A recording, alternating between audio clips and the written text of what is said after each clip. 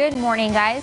We are starting out sunny in Branson. We've got some dry roads, just a couple of clouds, and it is warm and humid. It's 66 degrees in Branson right now with dew points over 65, so it's a very, again, humid start out there this morning. We are tracking this. This is Tropical Depression Cristobal. It's got 35-mile-per-hour sustained winds, and it is trucking its way northward. We're starting to tap into some of those clouds with some of those rain bands starting to come into southern Arkansas. So it's 66 degrees in Branson and it's 71 in Springfield. We'll be dry through most of the day, just mostly cloudy and humid with a couple of showers and storms and heavy rain setting up late this evening and overnight. A flash flood watch takes effect at 1 and goes until 10 a.m. tomorrow for that heavy rain. We'll find this tropical depression tracking through Arkansas and then into Missouri as we head through the overnight tonight with a wider breadth of heavy rain. So again, we're dry through a lot of the day. Here comes those tropical downpours by about 7. Widespread heavy rain this evening and overnight. We start out wet tomorrow. The tropical remnants exit by noon, and then we could find additional showers and storms by tomorrow. Here's that rain forecast, 2 to 4 inches of rain. A lot of it comes down overnight, so be careful with flooding. Joe, Jen. And Lisa, thanks. We'll keep an eye on that rain. And the Salvation Army needs your help as it's working to provide fans to those in need. Caller 10's Nija McDonald met with the organization and joins us now to explain. Nija. Yes, Jen, good morning. The Salvation Army's annual fan drive is currently underway, and this is working to help our neighbors in need who are without air conditioning over those hot summer months. Now, Westlake Ace Hardware is hosting the effort, and monetary donations can be made towards fans at all of their stores, including those in West Plains. Now, Major Robert Buttry with the Salvation Army of Springfield says no donation is too little. Buttry says this drive typically allows the nonprofit to gift fans to anywhere from 100 to 200 families each year.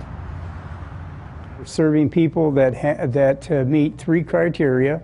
They don't have air conditioning. They can be either a family with a disabled person, a family with an elderly person, or a family with children under 5.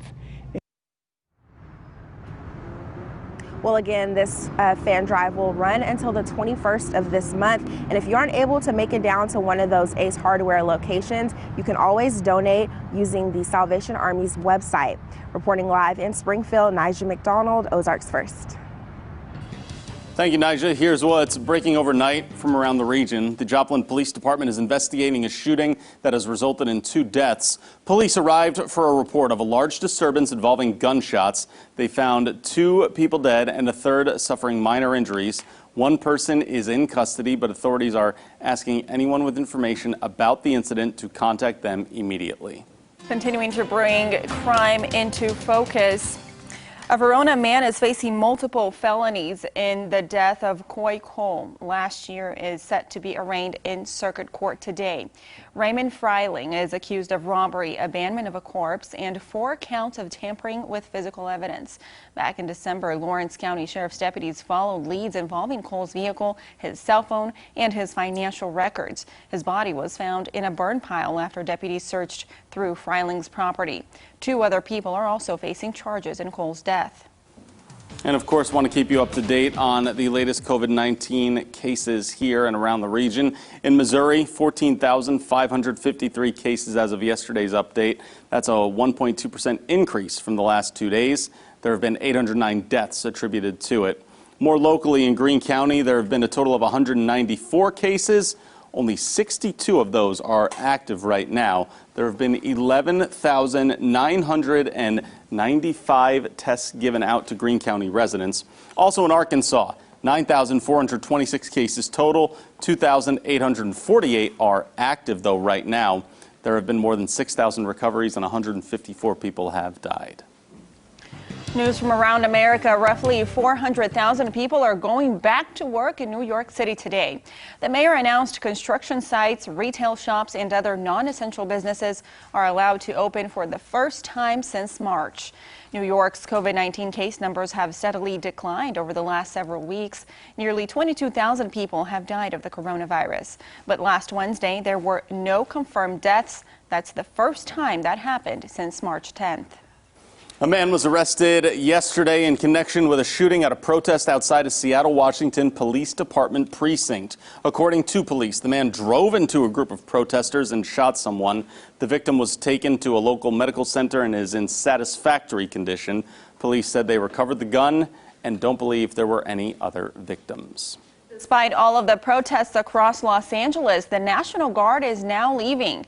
The troops were there for a week after being called in due to violent protests and looting. But with more peaceful demonstrations taking place, they're being removed. A small number of units will still be stationed nearby until June 10th to provide emergency support if needed.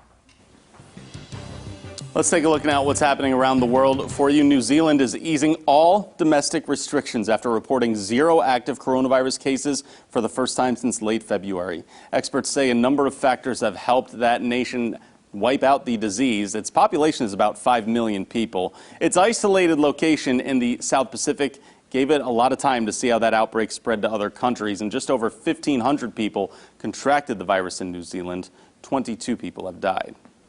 Workers have started to dismantle the 200 tons of metal on top of the Notre Dame Cathedral in Paris after it went up in flames last year. Today, workers suspended from ropes were lowered into the charred remains of scaffolding that melted atop the iconic cathedral. The work will last through the summer months. The cathedral is still closed and will be closed for several years during renovations. Now here's a look at what's coming up after daybreak. Coming up, denouncing racism. We'll show you dramatic moments from weekend demonstrations around the world. Plus, our conversation with a panel of police chiefs about the need for change in law enforcement. Coming up on CBS This Morning. All right, Elisa, tracking our tropics for us. This is actually trending on Google this morning, and you'll see it on CBS This Morning. We've got Tropical Depression Cristobal that will bring us some heavy rain overnight tonight, so be careful there. All right, everyone, thank you so much for starting off a new week here on Daybreak.